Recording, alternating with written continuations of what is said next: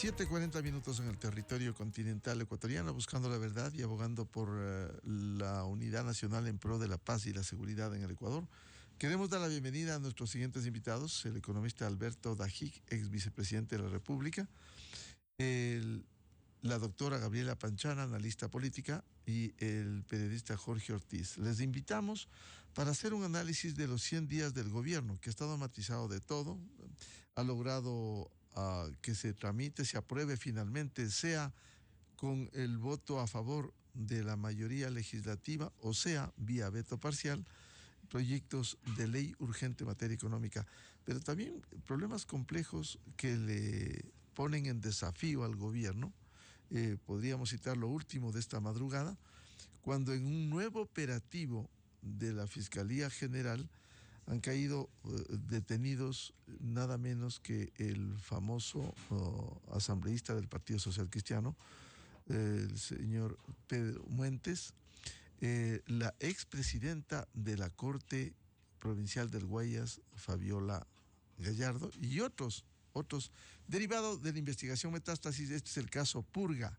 Esto lo anunció, lo confirmó esta madrugada la fiscal general. Con algunas circunstancias. Hay fotografías que dan cuenta dentro de esta alianza de la Revolución Ciudadana, Partido Social Cristiano y ADN y el gobierno, a estos personajes últimos como el señor Muentes en uno de los actos del presidente Daniel Noboa, junto también con el presidente de la Asamblea, el señor Henry Kronfeld. Es decir, una situación compleja que se le pone al gobierno en la necesidad de la definición desde el punto de vista político. El punto de vista económico, en cambio, de alguna manera, con la caída del riesgo país, enseña el mejoramiento de la imagen internacional. Economista Alberto Dajik, ¿cómo ve este panorama y los 100 días del gobierno? Buen día. Buenos días. Un saludo muy especial a Gabriela y a Jorge. Y de Miguel, gracias por esta nueva ocasión de dialogar con la ciudadanía a través de una tan importante emisora como es esta. Bueno, usted dentro de la introducción ha tenido dos elementos. Uno, hay 100 días, y otro, un análisis bastante, no análisis, pero un relato bastante detallado de unos últimos apresamientos, incursiones, de las cuales, para serle franco, recién me estaba enterando, ahora temprano en la mañana, para ver el alcance de las mismas. Yo dividiría el análisis en lo que es conceptual y en lo que es los acuerdos. O sea, aquí pues su referencia es, bueno, aquí hay acuerdos políticos y están surgiendo gravísimas repercusiones o situaciones para gente muy importante dentro del acuerdo. Bueno, ¿y qué pasa? Cuando hay una sociedad como la ecuatoriana del día de hoy, yo voy a contar una anécdota de un extraordinario personaje que a mí me ayudó, inspiró muchísimo, que fue Álvaro Gómez Hurtado, con quien hice una extraordinaria amistad siendo muy joven. Y desayunando una vez en la casa de él, en Bogotá, en su apartamento, me dijo: Alberto, cuando usted entra al Jockey Club, que es pues un club tipo Club de la Unión, lo más distinguido de Bogotá, y se sienta en una mesa a comer y hay 12 comensales y uno se levanta, usted no sabe si se ha levantado para ir al baño, para hacer una llamada o para ordenar que a usted mismo lo secuestren u ordenar un embarque. ¿Qué es lo que me trataba de decir? Que llega un momento en el cual la contaminación es de tal naturaleza que nada a usted lo debe sorprender. Y ya el Ecuador está viviendo eso, algo en que nada nos debe sorprender. Esto es similar a la noticia de hace muy pocas horas o días en que quienes apuntaron a los de la ATM quiteña, que es el control de tránsito en Quito, eran policías. Y otra en que militares hicieron una cosa similar. Entonces, yo no me sorprendo de nada, porque cuando se estaba en la Al Capone, en el Chicago de Al Capone, en el rol de pagos de Al Capone, estaban jueces, estaban políticos, y eso es lo que pasa hoy en el Ecuador. Entonces, eh, sobre este caso, pues yo le puedo decir, nada me sorprende ni me va a sorprender, porque recuerdo esa anécdota que hoy he contado, y así era Colombia, y así es el México de hoy, y así es el Ecuador de hoy. Y respecto pues a estos 100 días, es en base a esos acuerdos que el gobierno ha logrado pasar leyes que el gobierno considera importantes, ¿no? Yo soy un poquito más sereno en el riesgo país. Sí, ha descendido, pero estamos muy lejos de los niveles aceptables, ¿verdad?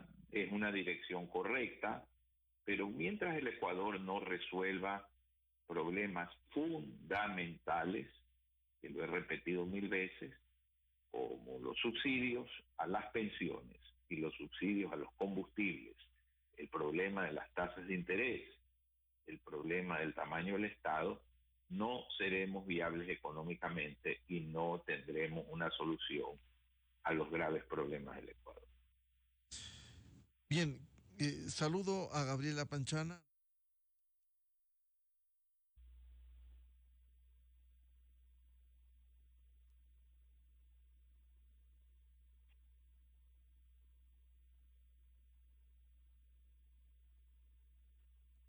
Juicio político a la fiscal general que viene trabajando con sus acciones de mañana, tarde, de noche y madrugada.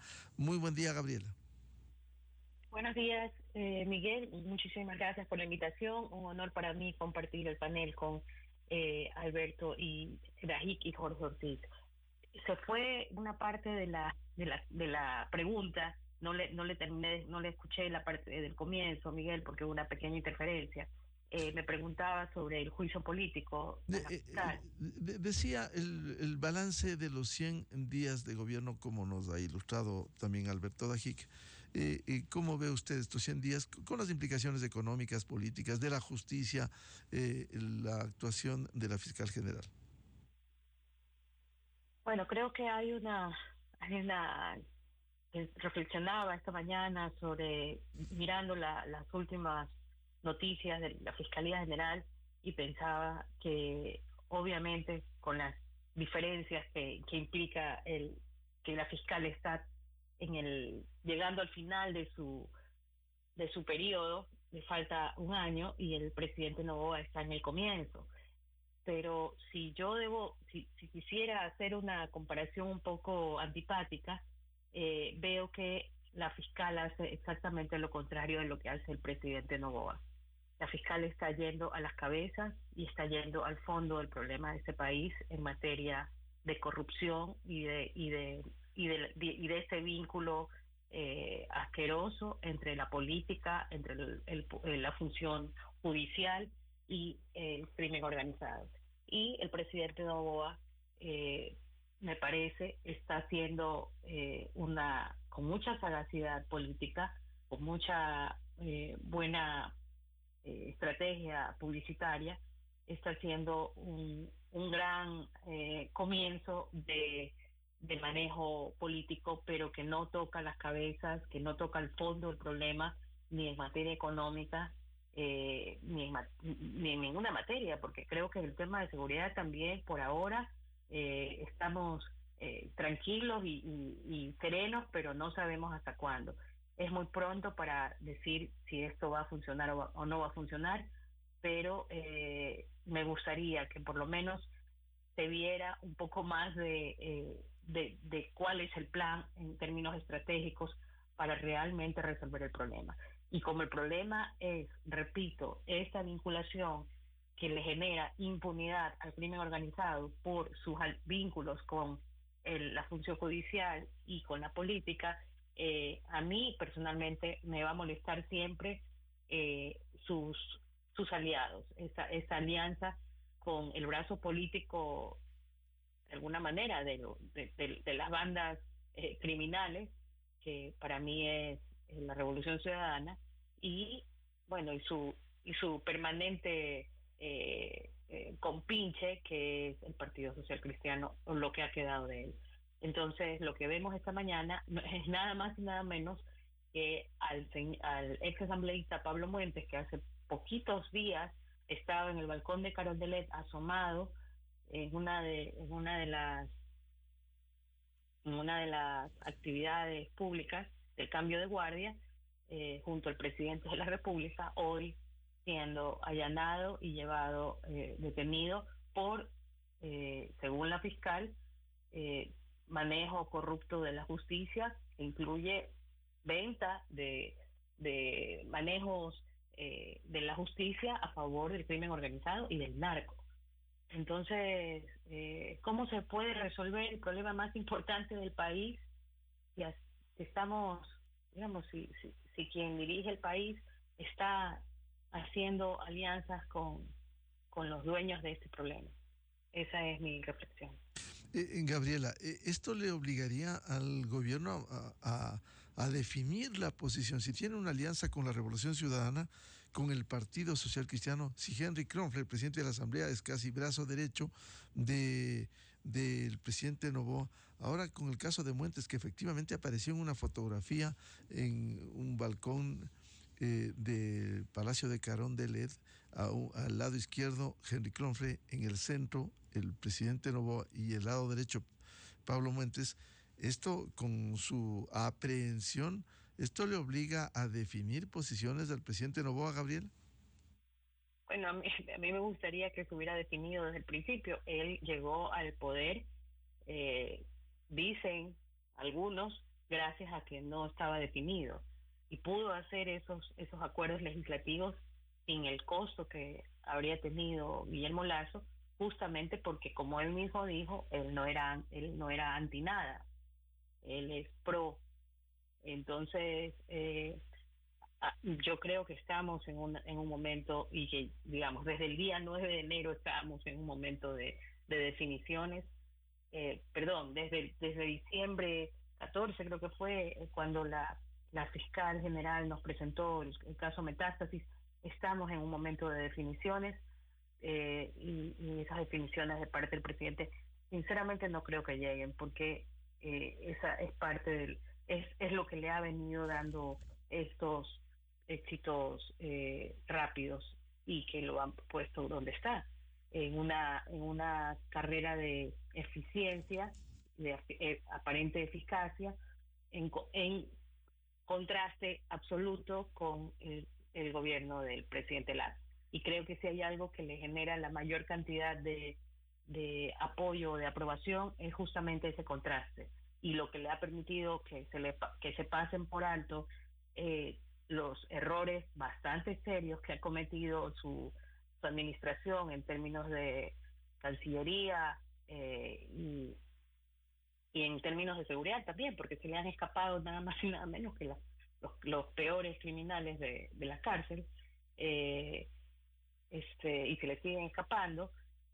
Creo que lo que ha hecho que la gente pase por alto esto es este contraste que hay entre un gobierno que no tenía control, en parte porque tenía a todos los enemigos activados, y un gobierno que, gracias a sus alianzas, también le han permitido avanzar. Bienvenido a Jorge Ortiz García, periodista. ¿Cómo analizaría los 100 días de gobierno partiendo de estos hechos, el económico, el político, estas alianzas en la Asamblea Nacional con la Revolución Ciudadana, el Partido Social Cristiano y los hechos de la justicia, de los que no nos podemos sustraer, como la aprehensión de estos personajes políticos y judiciales de la provincia del Guayas. Jorge, buen día. Hola Miguel, buenos días, gracias por la invitación, buenos días Alberto y Gabriela, un gusto estar con ustedes.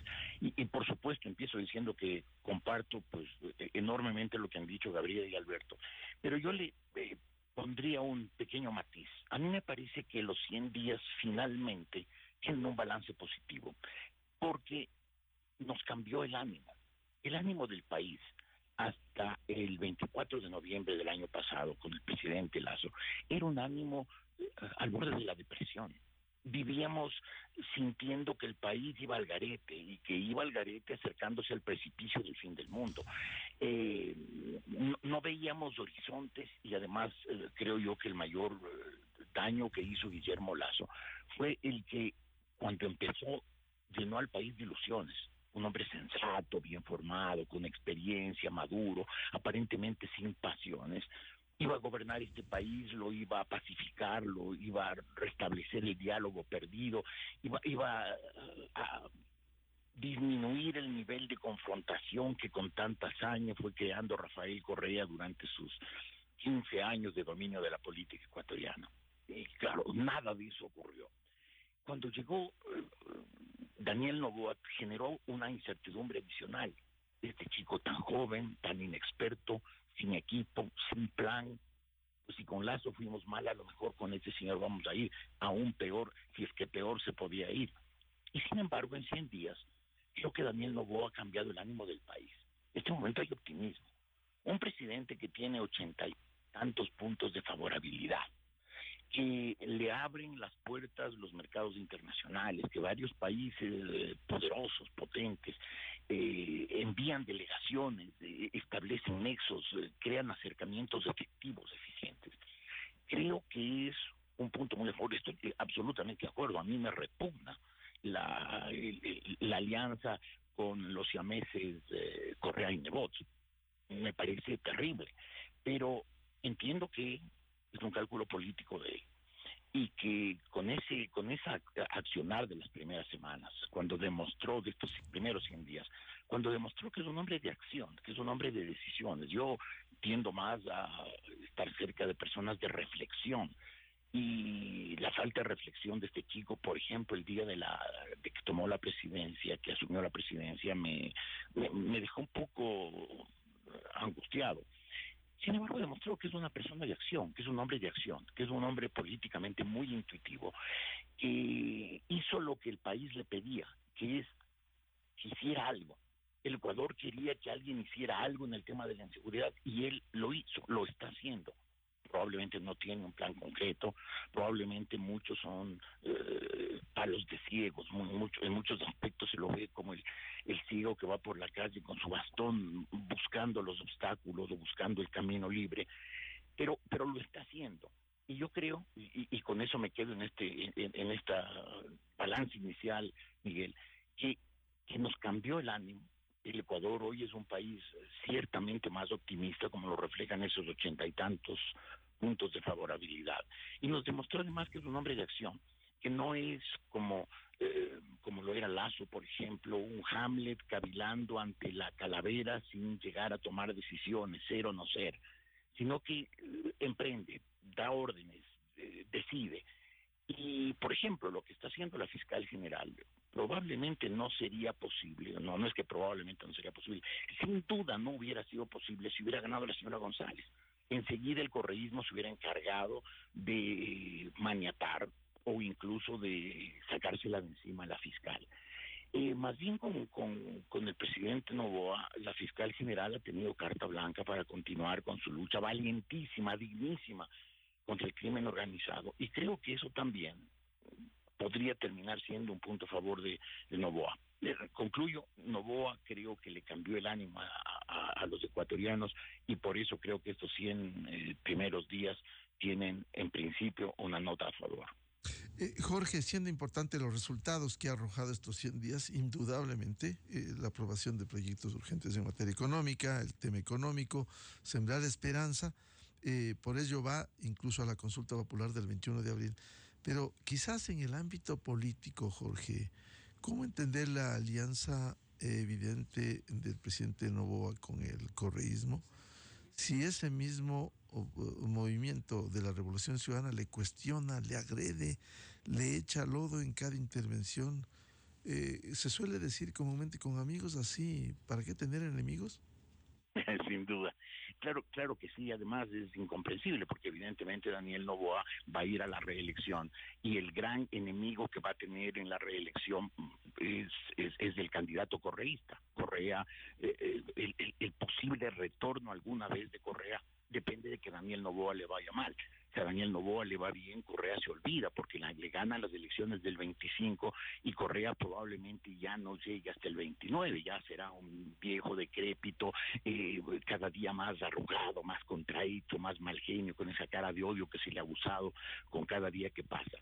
Y probablemente pues con todo lo que está ocurriendo en el país habrá un cambio de generación en el cual o por el cual Correa habrá quedado definitivamente marginado de la política. Entonces Correa tiene urgencia de que Noboa se desbarranque y le vaya mal. Ahora, quiero pensar que lo que hizo Noboa fue hacer este pacto con los siameses Correa y Nebot, porque no le quedó más remedio, porque sintió que si él no lo hacía, le pasaba lo que a Lazo, que desde el primer día Correa y Nebot se dedicaban a ponerle piedras en el camino hasta que finalmente se tropezara y se cayera. Pero que ahora, que tiene 80 y tantos por ciento de favorabilidad, que aparentemente va hacia un éxito, un triunfo en la consulta popular, creo que ya tiene las armas políticas para librarse de los siameses. Y supongo, no tengo ningún indicio cierto para asegurarlo, pero supongo yo que con ese porcentaje de favorabilidad, con el triunfo en la consulta popular, Noboa se sacará de encima a quienes a la larga, y no sé si a la larga, a lo mejor muy a la corta, van a ser sus grandes enemigos, los siameses Correa Nebot. Vuelvo con el economista Alberto Dajig. Con esas consideraciones, ¿cómo ve las perspectivas de este gobierno? Sabemos que fue elegido para año y medio, viene una consulta popular el 21 de abril y el panorama político electoral que está a puertas para los comicios presidenciales y legislativos de febrero del 2025. ¿Cómo ve ese panorama, Alberto Dajig? Eh, bueno, yo quisiera un poco hablar también del acuerdo. Ya, adelante. La política se rige por una eh, frase famosa de Camilo Ponce: es el arte de lo posible. Y si hay un partido detestable como es RC5, a quien hemos combatido, a quienes hemos combatido, pero que tienen la votación que tienen, hay que sentarse a hablar con ellos, Miguel. No hay nada que hacer, pues, porque qué difícil es lograr consensos en el país que son necesarios si uno no se sienta a hablar con ellos. Ahora, una cosa es hablar y otra cosa es lo que uno pueda conceder para un acuerdo. Y eso se verá en el tiempo, si es que le ha concedido algo no correcto. Hasta ahora, pues no se lo ve. Y en base a esa realidad se ha producido lo que Jorge ha dicho con claridad: hay un mejor estado de ánimo en el país. Yo siempre he sostenido que hay que hablar con todos los sectores. Con el señor Isa hay que sentarse a hablar, con la CONAI hay que sentarse a hablar, con todos, porque el Ecuador no va a salir si no hay una unidad de esfuerzos entre todos los sectores. Ahora, volviendo al panorama político, sea quien sea hoy el presidente de la República, qué inconveniente sería que no sea reelecto, porque imaginémonos la inestabilidad que se originaría en el Ecuador de nuevo cambiarse todos los ministros, toda la acción de un gobierno para comenzar otro. Ahora bien, para que eso se dé, Sí, hay una consulta popular, pero aquí quiero ser muy claro. El presidente Lasso tenía la misma popularidad luego de la vacunación. No olvidemos nunca eso. Si la gente está contenta, vota a favor en la consulta, pero los atrasos del presupuesto siguen siendo 5.000 millones de dólares. Si los jubilados, los mayores de 65 no reciben su devolución del IVA, si no hay plata para hacerse diálisis, si a la Junta de Beneficencia se le siguen debiendo casi 200 millones de dólares, si a Solca, que trata el cáncer, se le sigue debiendo lo que se le debe, a los municipios, todos atrasados, consejos provinciales, se le sigue debiendo, va poco a poco la economía mostrando una realidad diaria de que los frijoles no están en el plato. Y eso puede causar el mismo efecto que causó luego de la pandemia, luego de la vacunación en el gobierno de Lasso. Una acción sobre la inseguridad, que bien decía Gabriela, puede ser pues no a fondo, puede ser, pero que nos está dando una cierta en el sentido de certeza, no de porcentaje, una cierta sensación de seguridad, o de menos inseguridad, para ser más explícito. Eso es algo positivo, pero a la larga, así como la vacunación que nos dio una sensación de tremendo alivio de ir controlando semejante desastre que fue de la pandemia, se evaporó a una velocidad impresionante. El presidente Noboa tiene que evitar que algo así suceda por la situación de la economía, que no se resuelve pateando la pelota. Solo para que ustedes entiendan esto, que es un poco más mi área, pero que tiene una tremenda implicación política. Si ustedes analizan las cifras del presupuesto que se ha presentado, la deuda va a aumentar alrededor de un 7-8%, y el Producto Interno Bruto menos del 1%. Bueno, imagínense si una empresa aumenta su deuda 7% y sus ventas menos de 1%. ¿Qué está haciendo esa empresa al crecer su deuda muchísimo más rápidamente que sus ventas? Es la reflexión que dejo. Ya la pelota en el Ecuador no se puede seguir pateando respecto a los gravísimos problemas estructurales que tiene el Ecuador.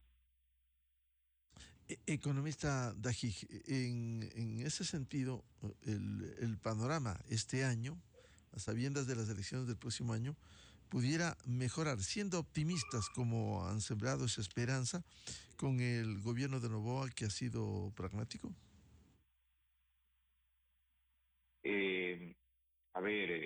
Miguel, el Ecuador entrega en subsidios 10.000 millones de dólares al año. Eso es insostenible. Punto. Entonces, si usted me dice que, mire, hay un paciente con una tremenda hemorragia y usted está curándole todo lo demás y no le cierra la hemorragia, bueno, ya usted sabe cuál es el pronóstico. Entonces, yo creo sencillamente que un país que tiene que luchar todos los meses para pagar los sueldos, que no tiene plata para pagar diálisis, que no tiene plata para nada porque la crisis fiscal es asfixiante, que no es culpa de Noboa, no lo es, ni es culpa del anterior. Esto es un problema de 40 años de hacer las cosas mal, y de demagogia y de populismo. y obviamente donde el campeonato mundial del desastre se lo lleva los años de la Revolución Ciudadana. Pero es culpa de todos y la sociedad no quiere enfrentar estos problemas. Si a usted cree que es un país viable cuando dice no hay plata para las diálisis, señor, pero sí hay plata para que los contrabandistas se lleven el diésel. Sí hay plata para que los contrabandistas vendan el gas ecuatoriano hasta en el norte del Perú. Bueno, esa es una sociedad que está chiflada. Y cuando no se entiende el deterioro galopante de la seguridad social, que puede llevar a una situación inédita de incapacidad de pago de pensión. Y estas son realidades que tienen que enfrentarse más allá del cálculo político, porque si se patea la pelota y no explota antes de las elecciones, le va a explotar al próximo igualmente. Y ahí las consecuencias políticas, económicas y sociales pueden ser tan graves como el año 99-2000. Entonces, yo tengo que coincidir, estamos con mucho mejor año. Tengo que coincidir que Daniel Noboa ha demostrado una intuición política y una capacidad de muñequeo notable, mucho más allá de lo que efectivamente muchos esperaban, pero que las canas le demuestran a uno que finalmente la caja, cuánto tengo en la caja, es muy importante. Y cuando el pobre ministro de Finanzas no tiene cómo pagar ni los sueldos, pues aquí hay un problema sumamente grave y no se lo está atacando para nada, porque si el hueco de este año son 5.000 millones de atrasos, más 5 o 6.000 millones de déficit del año 24, estamos hablando de más de 10.000. Bueno, el IVA, el aumento del IVA, que ya es doloroso, pero necesario, resuelve el 10% del problema. Gabriela Panchana, ¿cómo ve las perspectivas este año, año electoral, año de consulta popular, con estas condiciones económicas frágiles, por un lado, si no se toman los correctivos, como bien señala Alberto Dajik, pero también el panorama político, las alianzas en la Asamblea Nacional? Bueno, creo que ese es el gran desafío, utilizar el capital político del presidente Noboa para hacer la pedagogía necesaria y y lograr que la sociedad comprenda las correcciones dolorosas que tenemos que asumir como país, pero para resolver las cuestiones de fondo, como lo que acaba de decir Alberto en el tema de los subsidios, el tema tal vez de la seguridad social, o hacemos algo con el capital político ahora, o lo utiliza para surfear, llegar cómodamente a la reelección, que no sería reelección, sino su primer periodo, porque él está realmente terminando un periodo de otro presidente. Y él ha dicho en su entrevista que a él sí les interesa la reelección, pero que cuando él habla de reelección, habla que sería después del primer periodo de 4 años. Entonces, un presidente que se ve a sí mismo como quien va a estar a cargo del timón de este país los próximos 8 años, debería, más que a nadie, interesarle hacer cuanto antes los ajustes de fondo que necesitamos para resolver los problemas que no van a desaparecer pateando la pelota hacia adelante.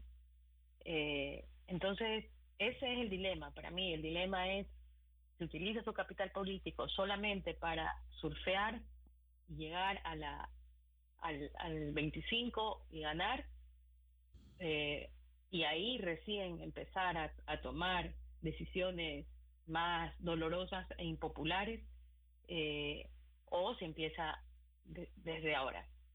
Y en el tema de las alianzas, creo que él va a estirar sus alianzas políticas con esa mayoría legislativa lo más que pueda. Y probablemente cuando ya sea inevitable la ruptura por la cercanía de las elecciones, pues se romperán. Podría, como decía Jorge Ortiz, hacerlo antes por la aprobación, por el nivel de aprobación que tiene, pero no creo que lo haga. Creo que él va a preferir seguir con esta serenidad o con esta tranquilidad que le da el hecho de que le aprueben los proyectos de ley y que básicamente no haya una oposición más allá de lo que pueda salir a decir el expresidente prófugo de Bélgica, pero realmente le está costando muy poco políticamente esta alianza al presidente Noboa. Por lo tanto, yo creo que la va a mantener el mayor tiempo que pueda. Ahora, esa alianza, Gabriela, no implica, sabemos la agenda que en primera línea tiene la Revolución Ciudadana, que es la impunidad. Ellos seguirán presionando desde cualquier frente. Allí está la reforma penal que les falló de lo que pretendían hacer, lograr la impunidad. Es decir, para el gobierno no le resulta complejo el seguir negociando cuando hay una agenda, insisto, de impunidad de ese sector. Debería de resultarle complejo, pero hasta el momento no ha sido así. Le dio los votos en el CAL para que pase, para que se tramite el juicio político a la fiscal, cuando había dicho que no lo iba. Aparentemente eso habíamos entendido, que no iban a apoyar ni siquiera en eso. En el tema de Glass dieron paso con la abstención, creo que fue de la bancada de Noboa, dieron paso a que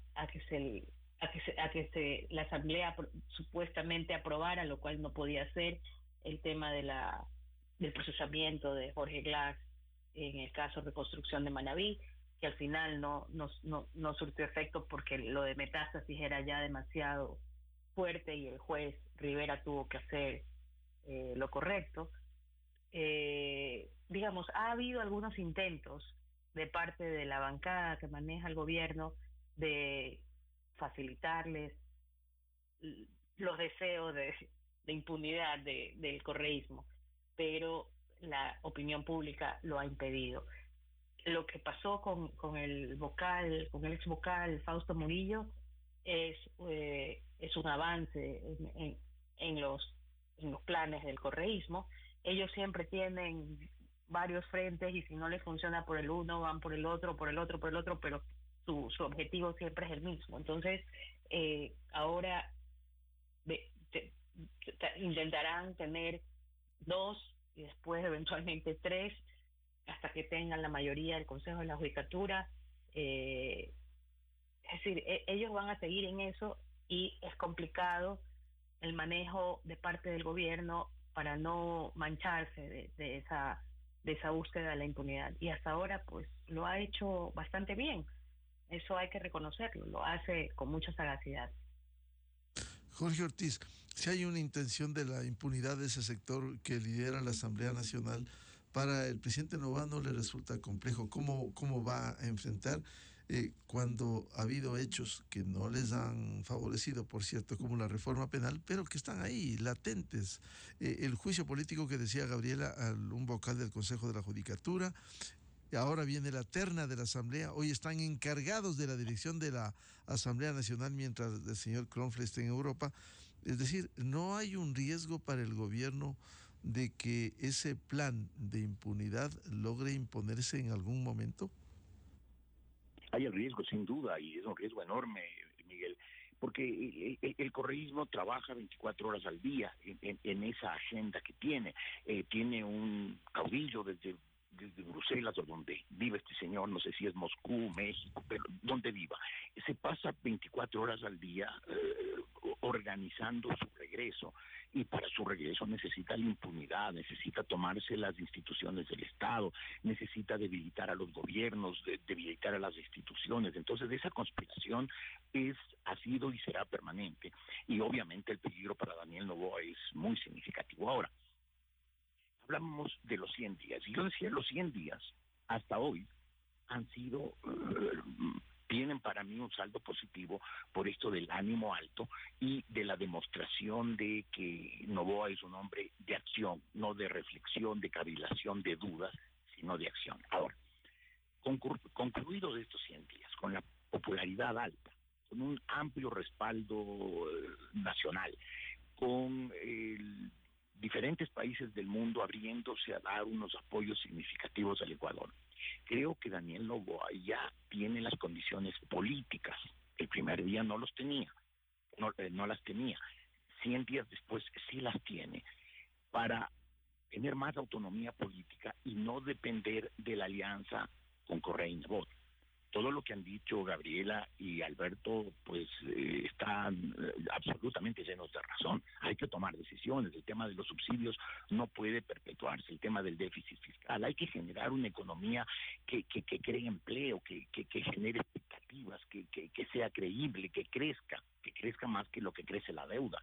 Pero creo que había que sembrar para después cosechar, y creo que esta siembra de los 100 días ha sido una siembra fértil, ubérrima. Alberto tiene toda la razón.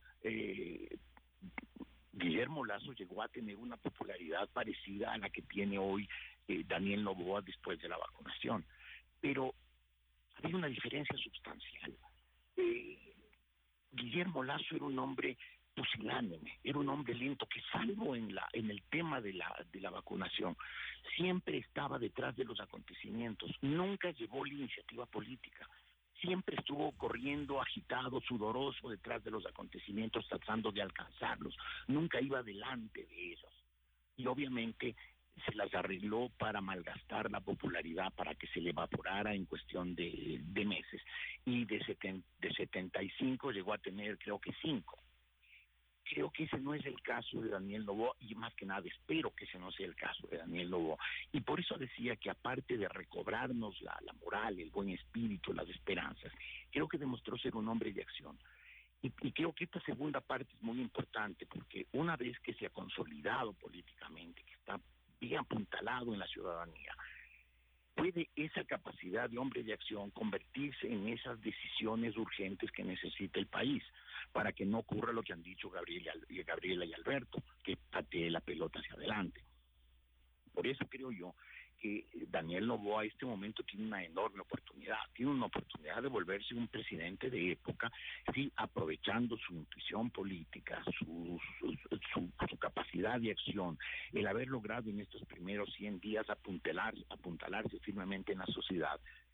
Ahora sí, toma decisiones duras, difíciles, las que sean necesarias, las que permitan solucionar el problema del país, más aún si él pretende gobernar un largo tiempo más.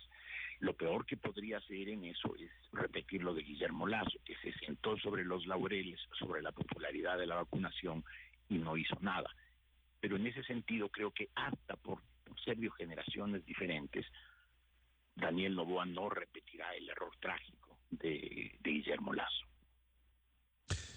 Vuelvo con Alberto Dají. Quisiera añadir a este análisis de los 100 días, por los sucesos que se producen día a día, y el último de este tema de la justicia y la acción de la Fiscalía en el caso Purga, hay un pronunciamiento de último minuto del presidente de la Asamblea Nacional, Henry Kromle, que dice lo siguiente: mi total y absoluto respaldo a las acciones realizadas por la Fiscal General del Estado contra la corrupción y malos operadores de justicia. Es fundamental rescatar a las instituciones de las garras de la corrupción para recuperar la confianza de la ciudadanía.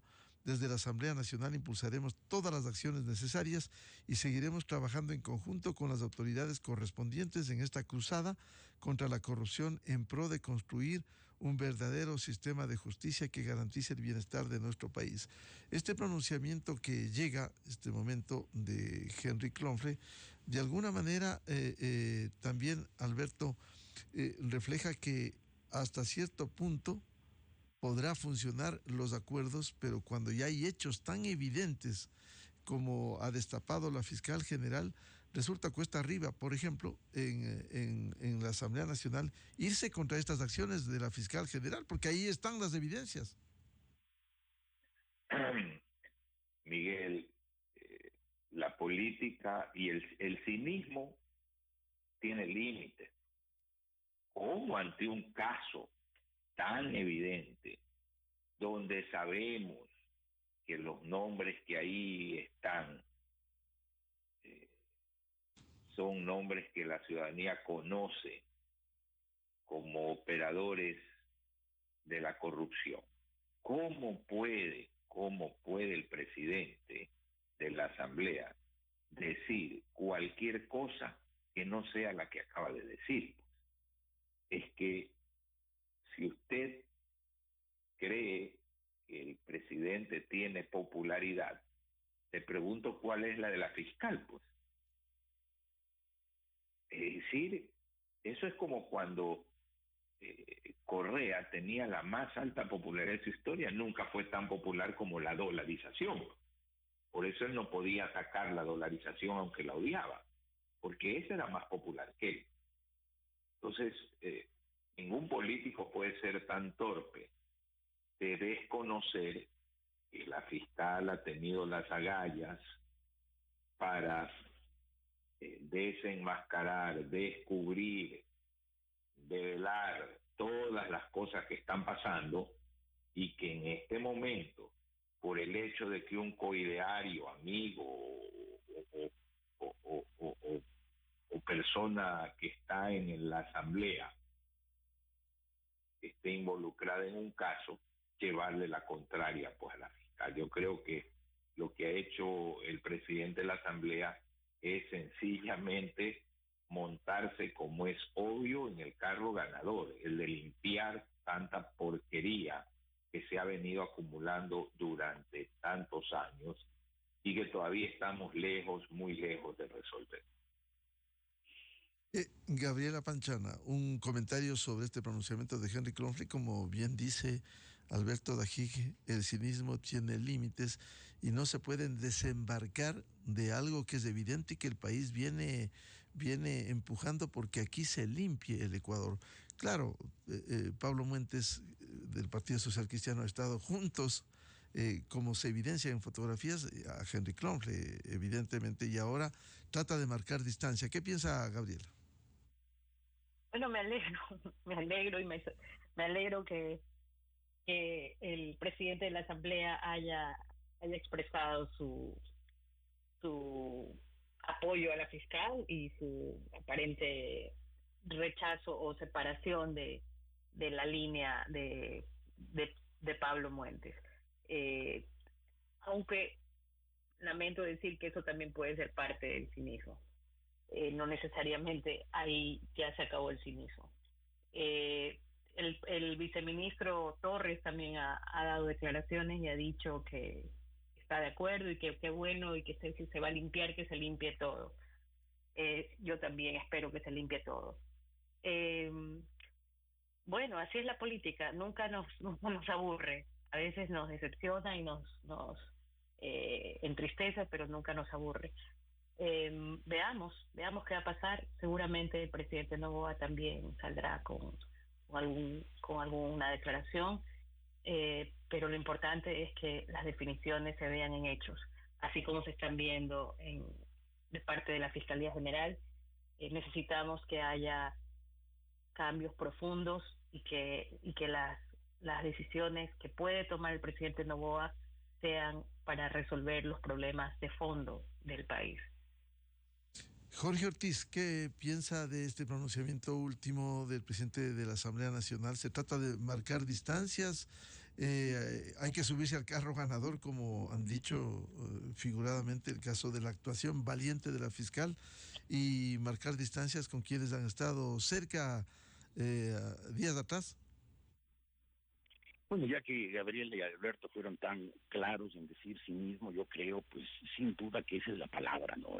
Hay un enorme cinismo. El partido, el movimiento nebotista ecuatoriano, lo que antes era el Partido Social Cristiano, ha demostrado una capacidad de cinismo inmenso. Pues se ha pasado negando que tiene un acuerdo con el correísmo cuando es absolutamente evidente, hay que ser muy pánfilo, muy cándido para no darse cuenta que ese es no fue simplemente un romance pasajero, un amor de verano, sino que entre Correa y Nebot hay amor verdadero. Están unidos muy fuertemente desde hace muchos años, trabajando juntos en cada tema que políticamente les parezca importante.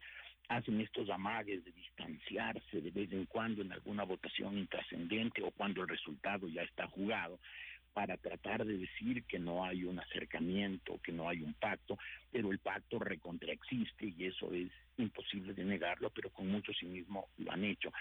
Yo creo que en este caso pues se da exactamente lo que decía Alberto, la popularidad de la fiscal es una popularidad tan rotunda, porque el trabajo de ella ha sido tan rotundo, tan digno, tan valiente, tan consistente, que obviamente pues todos los políticos tienen que hacer actos políticos de apoyo, aunque en el fondo de su alma estén con las tripas retorcidas viendo lo que hace esta mujer, que seguramente pues atenta contra los muchos intereses inconfesables. Yo creo que la fiscal general, cuando lucha contra la corrupción, está de paso debilitando la hegemonía del correísmo. Y obviamente eso no le gusta ni al correísmo, que lo ha dicho expresamente, ni al Partido Nebotista Ecuatoriano. Que Jorge, si me permites, por eso la desesperación para llevar al juicio político a la fiscal general lo más pronto posible. ¿Cómo entender esto? Desde luego, porque si bien a la fiscal le queda un año, que uno dice, ojalá en un año alcance esto a madurar lo suficiente como para que se llegue a conclusiones, a sanciones, a cárceles, a sentencias. Ese año, que para nosotros puede parecer corto porque no sabemos si va a ser suficiente, seguramente para quienes están siendo enjuiciados e investigados debe ser un periodo larguísimo y por eso quieren sacársela de encima. Pero y por eso es más importante que nunca que la ciudadanía, que se ha letargado en los últimos años, que se ha quedado muy apoltronada en su casa con el teléfono en la mano, creyendo que tiene un gran activismo social porque retuitea tonterías. La ciudadanía hoy sí debe ser muy elocuente, muy rotunda, muy expresiva en su apoyo a la fiscal general. Y creo yo que de paso, pues Daniel Noboa tiene que sentir la fuerza de ese apoyo ciudadano para seguir siendo seguir dándole carta blanca a la fiscal para que trabaje, no poniéndole las piedras en el camino que le hubiera puesto el correísmo, sino más bien alentándola, porque la lucha contra la corrupción es una lucha que favorece a la sociedad, y obviamente quien más gana el momento que la sociedad es limpiada es el gobierno que está al frente del país en ese momento. Muchas gracias por aportar a este análisis de los 100 días de gobierno y las derivaciones políticas, económicas, sociales en el Ecuador. Al economista Alberto Dajig, a la doctora Gabriela Panchana y al periodista Jorge Ortiz. Muchas gracias, muy amables. Gracias, Miguel. Gracias a todos. A Alberto y Ahora. Gabriela. Enseguida, en la revista de Opinión Democracia. 8:34 minutos en el territorio continental ecuatoriano. Vamos a una pausa publicitaria y ya volvemos. Tenemos previsto un diálogo con el ex canciller ecuatoriano, el doctor Benjamín Ortiz, para hablar las relaciones de Ecuador, entre Ecuador y México, y la presencia incómoda de un condenado por delincuencia, el señor Jorge Glass, en la misión diplomática en esta capital.